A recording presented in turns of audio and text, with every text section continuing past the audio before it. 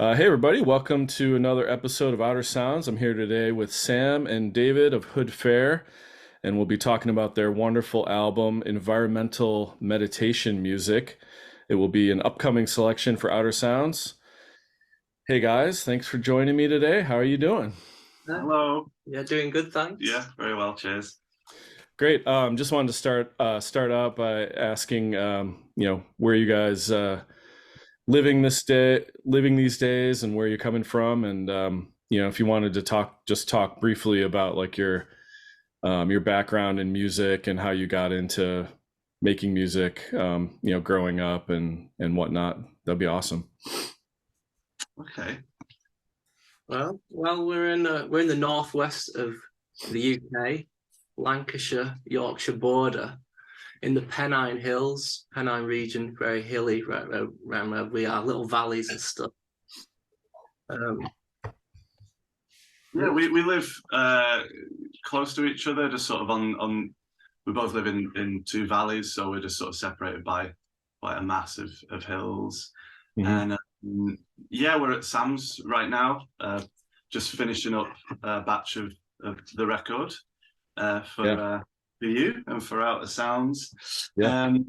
I live just over the valley on a farm, sort of it's called an analog farm, and it's a place where me and Sam put on quite a lot of like gigs and of various things. Like we did an event relating to this record a few months ago, which was sort of all kind of similar kind of outdoor based sort of music installations and stuff. And we built a large greenhouse there where we put on quite a few shows for that event. And it's a nice place to be around here. Yeah, I suppose in terms of musical background, I think we've been tinkering with sound forever, as far as so this record is like the culmination of a lot of ideas that have gone on about automation and about kind of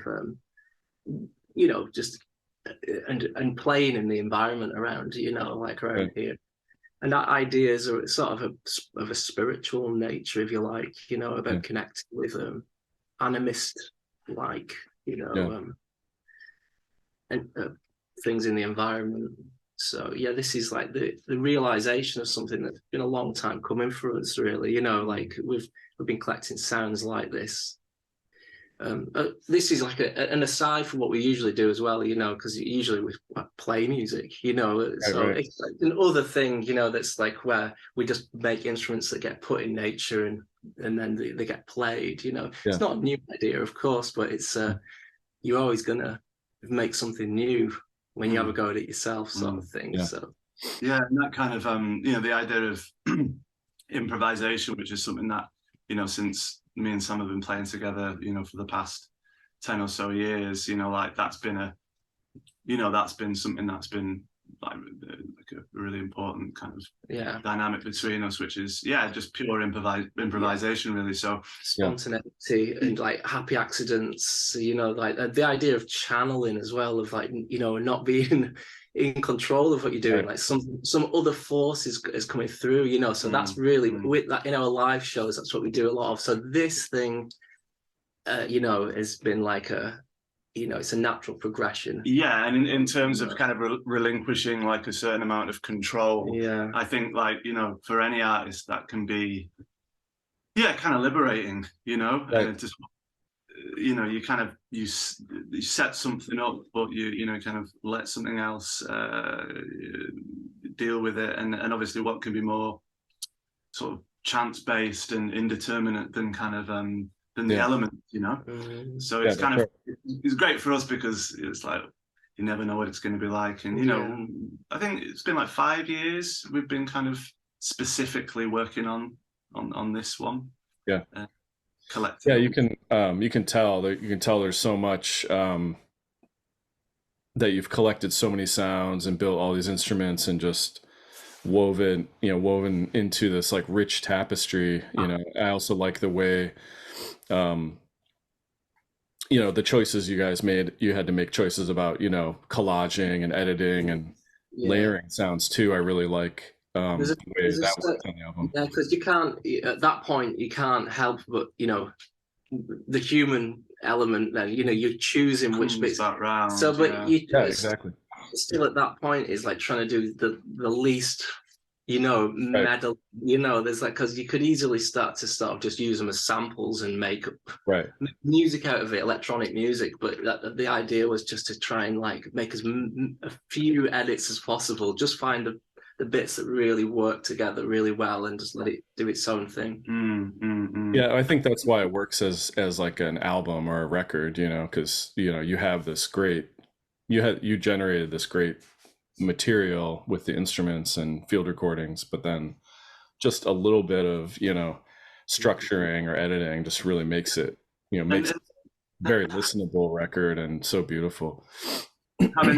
Having the limitation of like the format as well, because exactly. Each, if you like, take could have been up to an hour or more. Well, as long as it could go on forever and to keep changing a lot of those.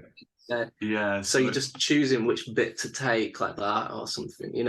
I mean, the act of recording it is really interesting too. Being in the environment and sitting there with something and the effect it has on you, and there's some really strange things start happening.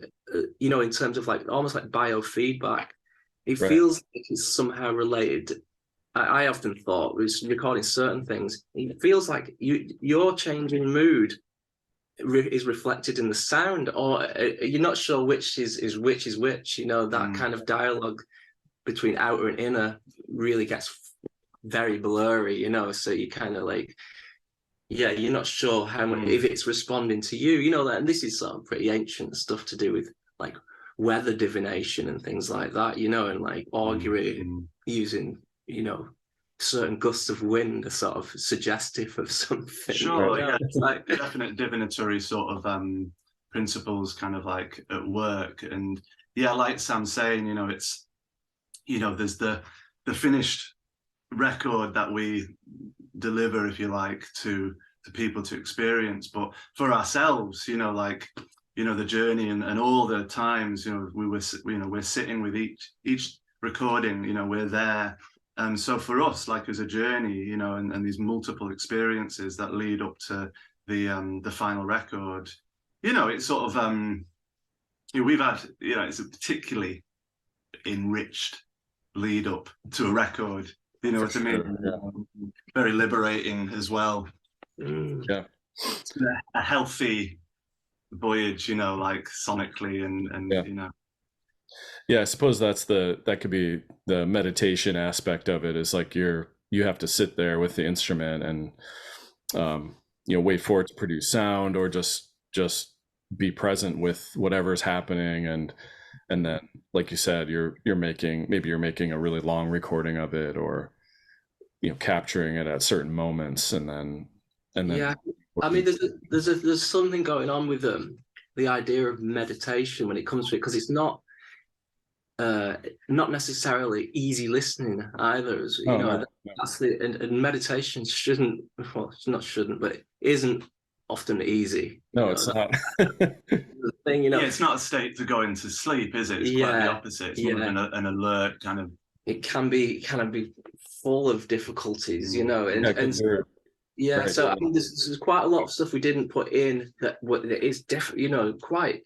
You would call it like abstract noise music or something, So these are some of the choice cuts that are like more digestible. There is a lot that it goes to someone like much more unnerving places. I think we touch upon it on in some of the aspects of the LP, but like Sam says, we chose to omit quite a lot of the darker sides of it, which would be interesting in themselves. They are, they are good. Record. I mean, that's the thing. We've got hours of this stuff, and there's certain things that we didn't put.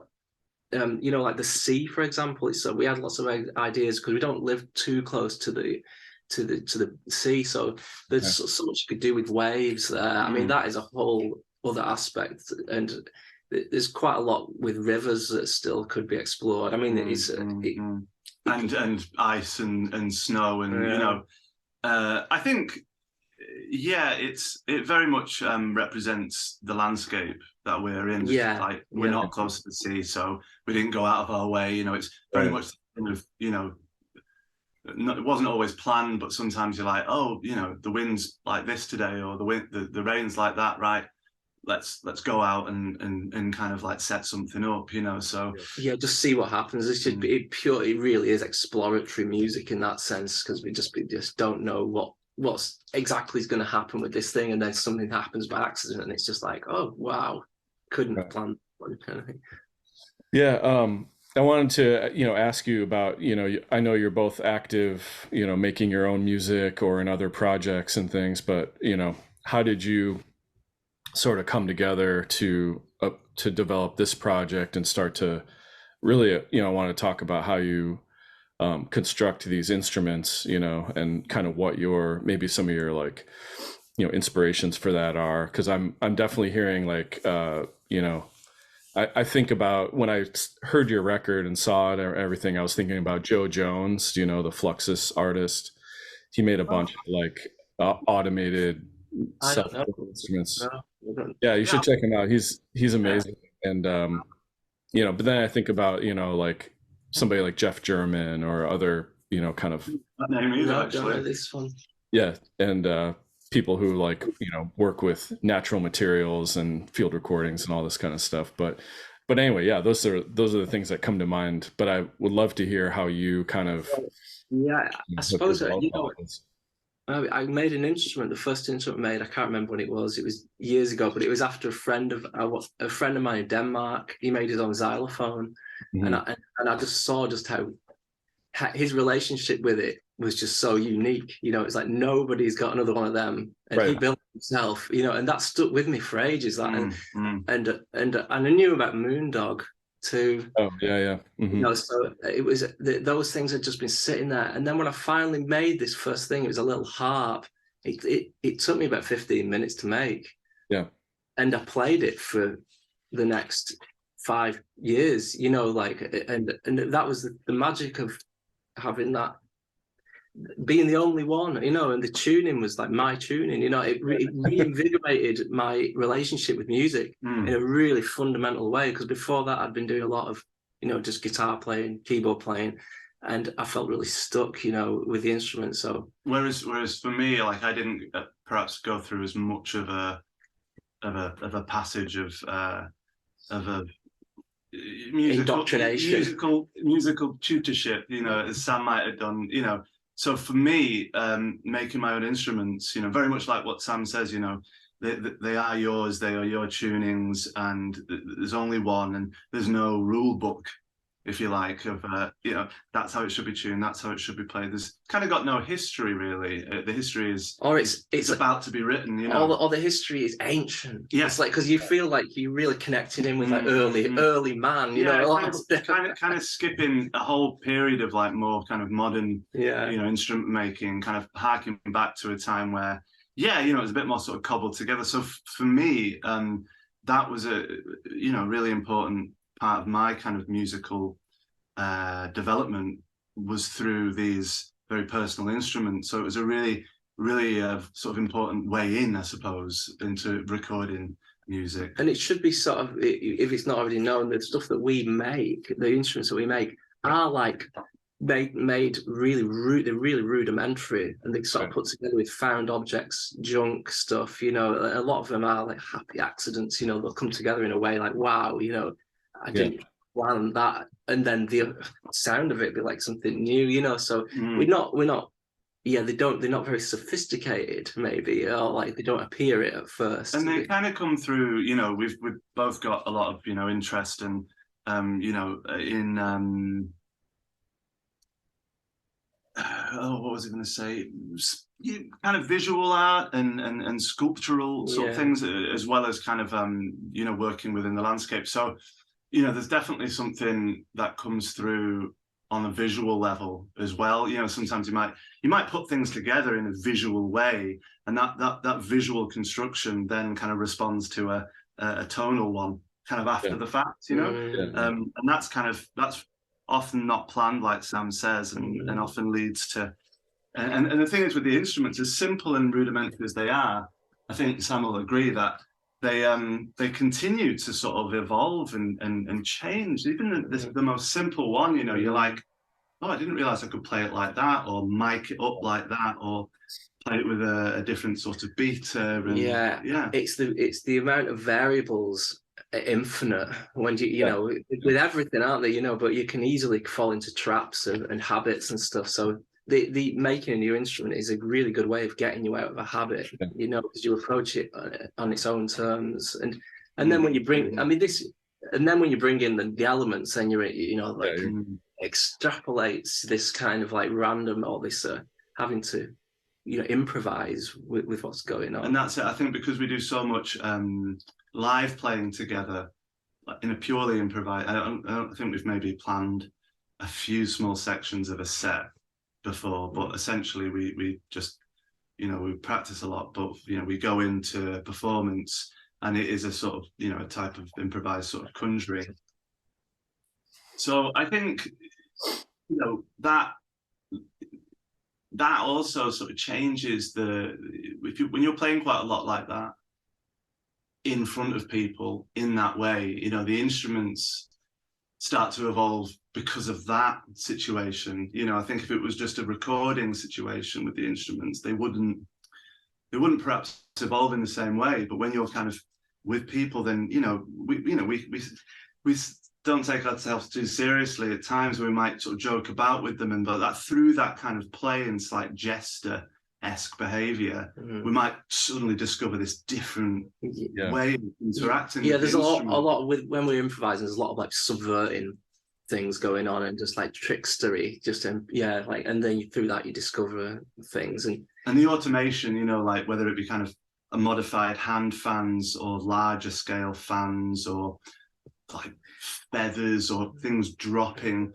you know, the whole, in a way it's interesting that it came around in that way. You know, we started doing it ourselves, and then we were like, oh, hang on, you know, the weather, you know, the elements can actually do pretty much this. Yeah, because we were using automated stuff like in a live setting, and then it was like a natural, you know. Well, I already knew about Aeolian effects and stuff like that, you know, and then but then you start thinking, oh yeah, we could use everything that moves around us, you know, like as a way of triggering things. Yeah, such an obvious and ancient realization. Yeah. I think when it came about, it was like, wow, revelatory, you know. It was just like, this is so profound, as though the weather's something new. Yeah, you know. No, it's always around and there to be you know, worked with. And I think that kind of intervention, like, yeah, it's really interesting, that kind of intervention between ourselves, you know, and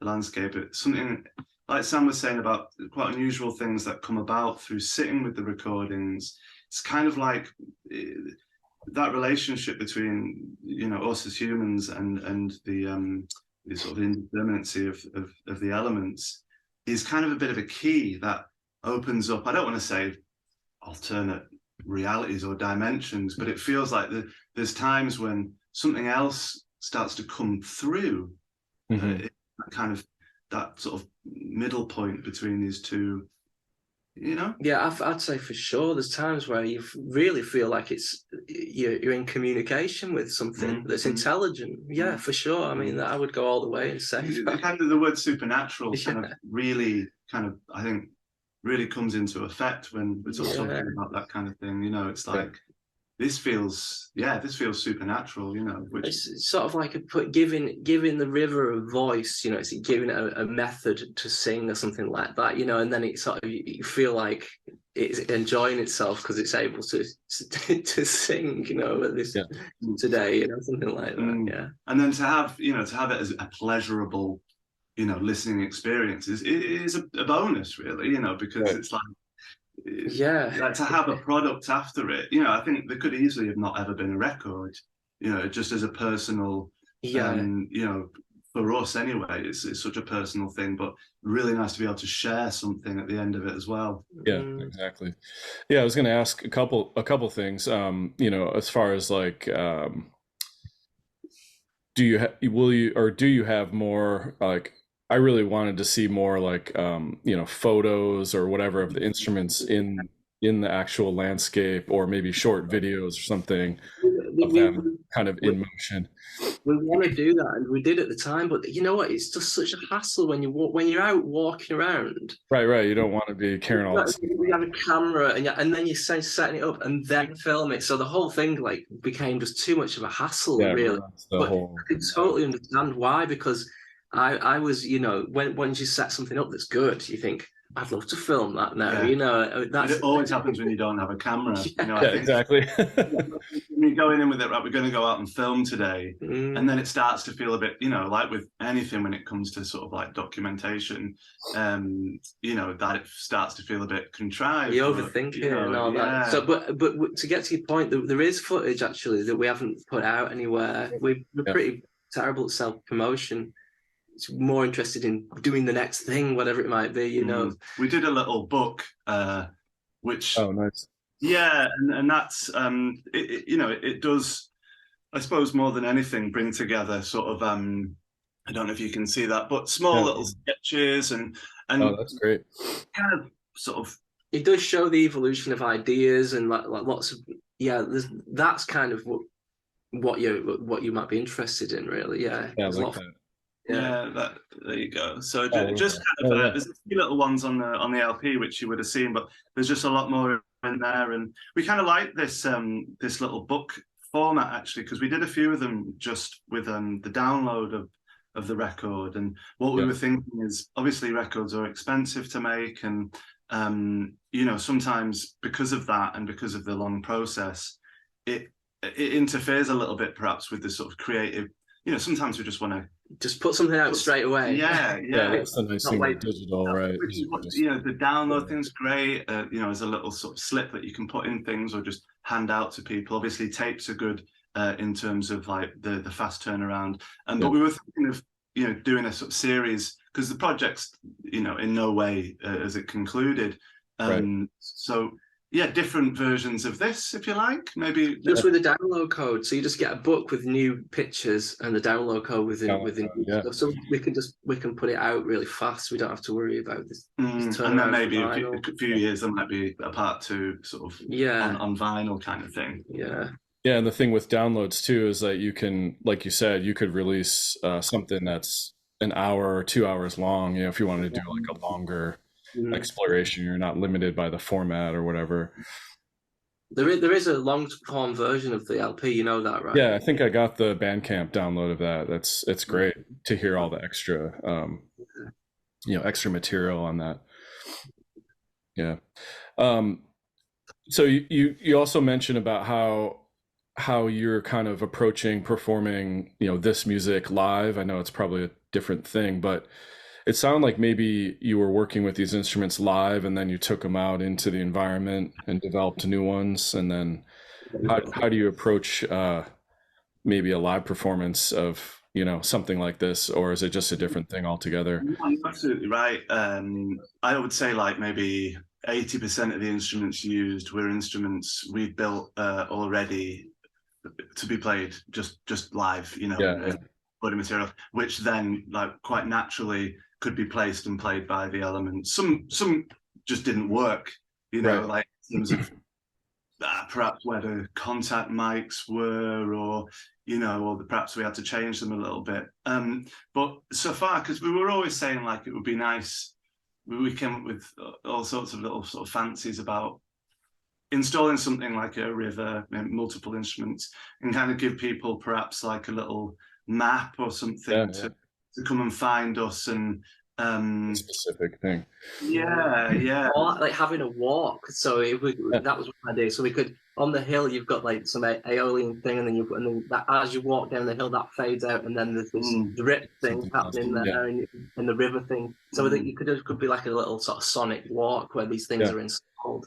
That would be one. That would be, but you'd need such a specific spot with such a specific weather on that day, and it's all just like I guess like with the river thing is constant. That's a pretty solid. Pretty much, you can always depend on being able to install something in the river whereas the wind and the rain are always kind of, you know, the wind's all there to some extent. When we did an event based around the release last year, we did do an installation at the farm, which, you know, we were kind of lucky with the wind that day, but the drips we kind of manufactured. We cheated a little bit, and we actually used a hose, which we very, very slightly trickled down a kind of piece of guttering that had holes in it, which were coming down and playing water drums. Yeah, making polyrhythms. Yeah, so that was a combination, wasn't it? It was like the wind was there, the drips were there, but they weren't natural. Yeah. So it's kind of, it's up for grabs, really. I think the walk thing would be really natural. I think it would just be nice for people as well, just to kind of a bit of a different sort of situation, because the event where we did the installation last year, it was very much like, well, we had Chris with his solar phones, didn't we? Yeah. Sun powered. A friend of ours makes things that are like solar powered, but they use you know, solar panels and some electronics. We're not that clever, really. Not that interested in. But it was like a venue based thing, which I think it would be nice to get rid of that venue thing and being like, well, you know, the venue is just the hills around here. You know? I think it's kind of got to happen. It's something will happen like that. I think another way to approach it would be to just have a small group and go out with a group with selection of instruments and just see what you make in the moment. You know, like that. Yeah. But there's a lot of fine adjustments that may be a little bit boring as well. You know, you kind of for the people to watch until it's. But then I think for us, because you know, the process, so long, I think. For people who would be there, every aspect of it might be quite interesting. Yeah, because it's like, it's old hat for us. But I think all the little aspects and intricacies of it all are fascinating in their own way. You know, the little subtleties. Yeah. Yeah, I was going to say that the one thing that's that I actually really like about, you know, kind of when you put something out of your control and you're kind of relying on other forces to, you know, make the sound or act upon it, is that you know, at first you might be frustrated, oh, why isn't there enough wind or rain or whatever, but then after a while you kind of like, you relax and you're sort of it actually, sometimes when nothing happens, you're like, okay, that's really nice. And because there's always something to listen to, right? You know, it's just like you start to like settle down and stop, you know, projecting, you know, yourself and your expectations on stuff. Well, it really teaches you that, like, about space, about the absences in between things, gaps in between things, because sometimes as well, you know, there might be too much happening. Like if the wind blows too much, the thing won't. It'll literally, you know, knocks it over, or like it will just be so loud and distorted. You know, you kind of need to change it because you need to temper the whole experience down. You know, with that, because and that's pretty common. You know, after a big rain, the rivers are going wild. You know, you gotta, and it's windy a lot. You know, really windy. Like aeolian harps can get gnarly when the wind's really blowing. And that can be tough to record too, obviously, with definitely. But this sounds great. I wish I could come out there and see it all. You can go and do it yourself, you know. I know I could do here in Vermont, but it sounds fascinating to me. I know that you I want you to tell me more about Folklore Tapes. I was looking at the Bandcamp, and there's a lot of music up there, and just tell me about what other kind of music and projects you're both involved in. I'd like to hear more about that. Yeah, well, Folklore Tapes started like 11 years ago. Excuse me. As a creative, you know, I sort of reflect upon it regularly, you know, or not that regularly, but sort of started as a creative vehicle for just, you know, sometimes, I don't know, I think at the time, sort of struggling artistically in terms of like where to go with stuff. I think, you know, when you work in quite a few different ways, or even just when you work in a lot of different ways in terms of sound, But then if you also work visually and perhaps also filmically and sculpturally, and I'm not quite sure how it came about, other than it just felt like when I was living in the southwest of England, you know, the sort of folklore and the myths and the legends were like really kind of creeping out of the landscape in a way that they were kind of asking to be communed with or like interpreted in a way. So it was like, yeah, you know, it was just, yeah, let's just start responding to all of this stuff, which is sort of never ending. And I think as soon as we decided to start creating work based on folklore, myths, legends, and all the different bits in between, it just felt really comforting to be like, well, this can go on forever, you know, in terms of it's endless. So, right. And it was a catalyst for me, yeah, to really throw myself into like recording, you know, and that idea of being, well, because so much of it is like linked with specific places in the landscape, you know, it really opened up the doors for field recording as well, and sort of all the points between very listenable to very abstract music, you know, I guess not really having any rules, and also being steeped in research, which was quite an interesting part of it, you know, and the visual side of it was very natural to come from that as well. So before long, it was like creating music, field recordings, but then also, you know, like the way that it was packaged. Like the first ones were in cassettes in hollowed out books, you know, which felt like it really fitted with this idea of like sort of pulling out sort of, you know, this folklore from dusty libraries, if you like. So that was quite natural. And then it quite quickly became a really sort of nice collective endeavor, you know, where like friends and, you know, contemporaries and whatnot were kind of like, oh, well, I was kind of interested in that stone circle there. And then it was like, oh, well, do you want to make a record about it? And it just felt like very quickly this really open kind of resource for a collective to form with very little sort of boundaries, really. Sorry, I'm kind of like waffling on a bit, but, you know, I suppose, yeah, and that's where me and Sam kind of came together through that project. And, you know, since then we've done a lot of stuff together related to that. And yeah. Have you got any more questions about it? Because I've sort of run. Yeah, well, I was going to ask, you know, do you guys feel like you're part of a larger community in the UK, or does it feel more like a local community that you've like developed and fostered, and you know, what kind of connections with other musicians and artists, either, you know, in the UK or even elsewhere abroad or in Europe or whatever? Curious about that too. Yeah, I don't know about you, Sam, but it felt like, you know, when we sort of started it up, there was a certain zeitgeist at work, if you like, where quite independently and probably unbeknownst to each other, you know, there are a few, whether they be artists, you know, like labels or similar, we're starting to work in kind of sort of similar sort of satellite kind of but linked sort of ways. And I don't know, obviously you kind of got Ghostbox, which sort of worth mentioning, and then various other artists. Yeah, it felt like something kind of happened like 10 years ago. Yeah, which has been going on for obviously, you know, like endlessly in terms of artistic kind of expression. But it did feel like perhaps something to do with the kind of more stronger presence of like the internet and stuff, that I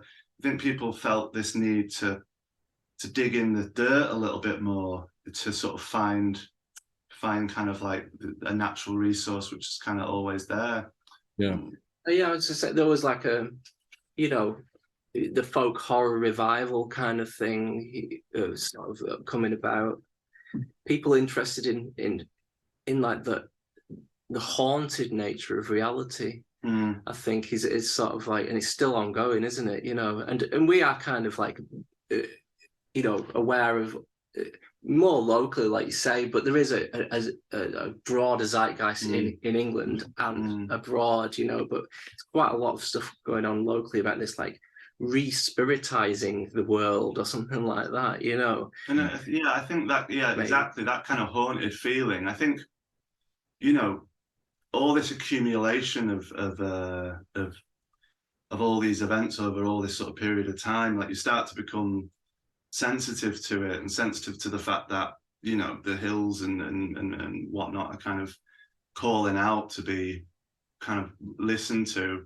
I don't know, like with that sort of accumulation of events through time, I think something kind of starts to sort of resonate there, and it just felt like it needed to be sort of worked with as a way of kind of working out our sort of shared collective past in a way. Like I kind of see it as being very much a,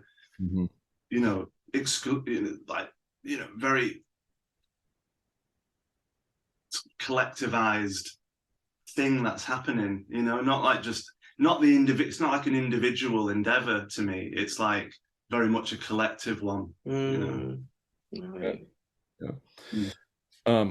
Cool. Well, getting towards the end here, but I just wanted to wrap up by asking what are you guys working on next, and what are some of the new projects that you're excited about coming up? This thing here that's been spinning, it's powered by a candle. You've seen these. Okay. But we did a residency at Swedenborg House in London, and we've just got an LP together that's a result of that.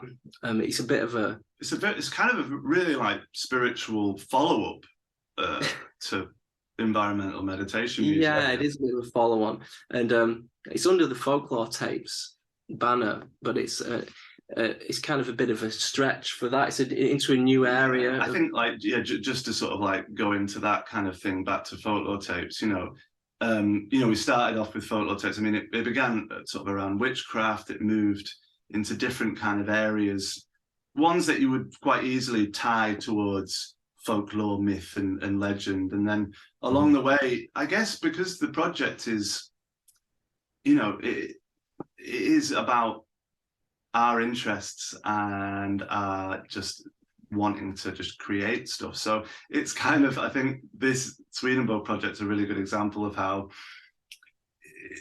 it's because we started exploring magic. We had a residency at the Museum of Witchcraft and Magic, so that sort of branched the project off to more occultic kind of territory, still like very much made sense within the Folklore Tapes kind of parameters, if there are any. But this Swedenborg one, he was a mystic and a sort of spiritualist, and as much as it's not UK based, but we just kind of is. It kind of is, in the sense that he spent time over here, and Swedenborg House is in London. But I suppose, the Folklore Tapes has sort of become beyond the limitations of the word folklore, I suppose. And folklore is a bit of a vague bracket anyway, isn't it? I mean, Swedenborg was a 18th century mystic, and so we've sort of studied him, and we studied what they had down there, and made a record.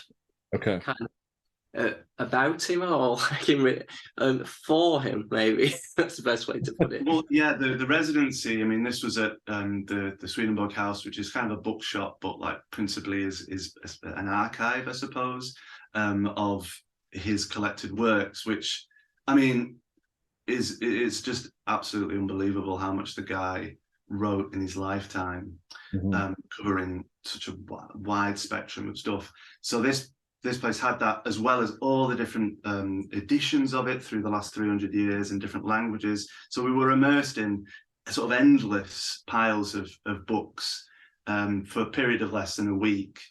So we had to sort of make a decision where we were going to go with it quite quickly. Otherwise, we'd just be completely overwhelmed, you know, by all the work.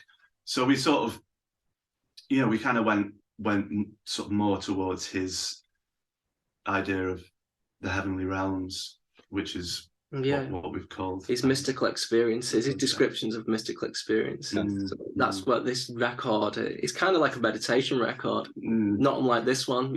Well, it's I mean, we played it, this one, but yeah, it's a nice follow on from this. Well, I think that's great.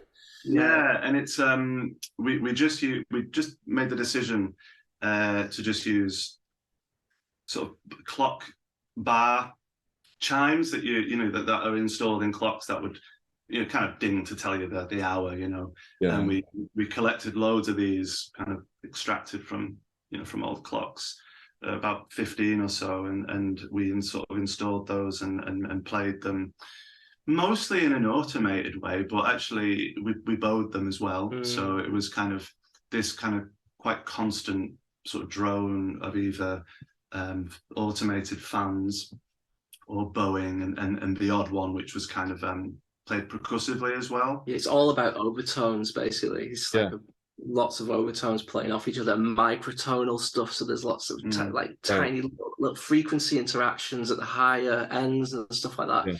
And even when it's out of tune, it still sounds really like a nice, you know. Quite, it's like soothing, and well, we find it that way anyway. Hopefully, it will soothe some people. Yeah. Well, that sounds great. Yeah, excited. The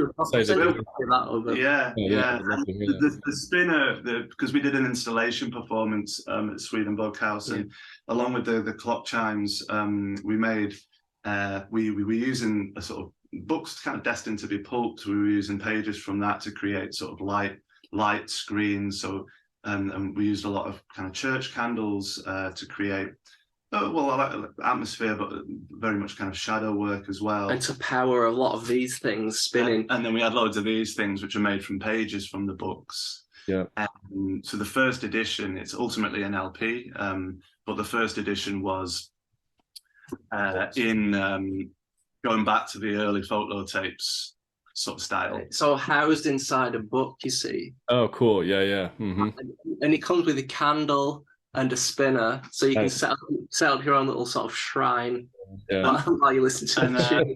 On the tape is we managed to get hold of you know, match striking sort of sticky stuff. So we cut a little strip of that to go on tape.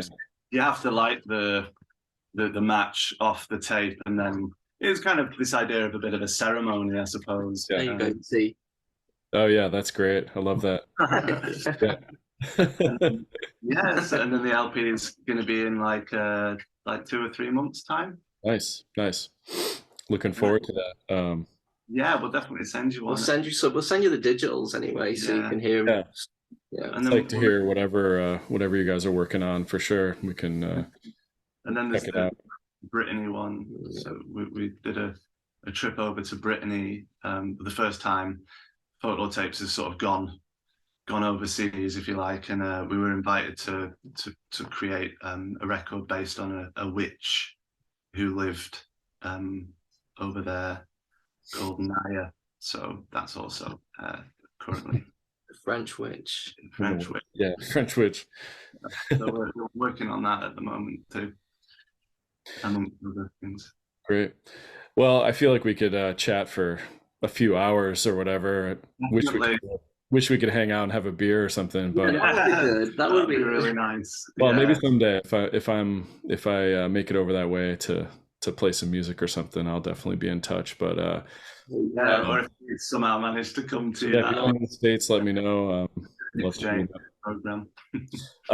But great talking with you guys. I love this record, and I'm excited to get it out to the subscribers. I think people are going to really dig it. I know that I didn't know anything about you guys or this record or anything, but when I got it and I listened to it, I was blown away. So it's so happy. Really, thank you so much. No, it means a lot to hear that. Just out of interest, how did you find out about it? I run a record store in Vermont called Autumn Records, and I order a lot of stuff from Force Exposure, the distributor here in the United States, and they had it, and just going off the description of the record, I was like, oh, I think that's something I would really like, and I ordered a couple copies into my shop, and Wonderful. I listened to one, and I took it home right away. I was like, I'm keeping that one. So yeah, that's how I found out about you guys. Just through that, Well, we didn't say, but yeah. So as you well know, Greg, each cover is made with ink and raindrops. So each one's kind of unique, and yeah, that was just a really important part of I think a lot of what we do, with the visual side of it, and like often it's handmade, the sort of presented package. It's a labor of love. We put I love it. So much work into handcrafted things. Yeah, it's crazy. So, but yeah, just to finally touch on the sleeve, that kind of really brought it all together, in the sense of it being like, that's just a nice little kind of nice little sweet touch at the end. And, it's great. But anyways, yeah, take care, guys. Nice chatting with you, and be well. We'll be in touch. Yeah, nice one, Greg. Thank you. All right, take care. Bye-bye. Bye-bye.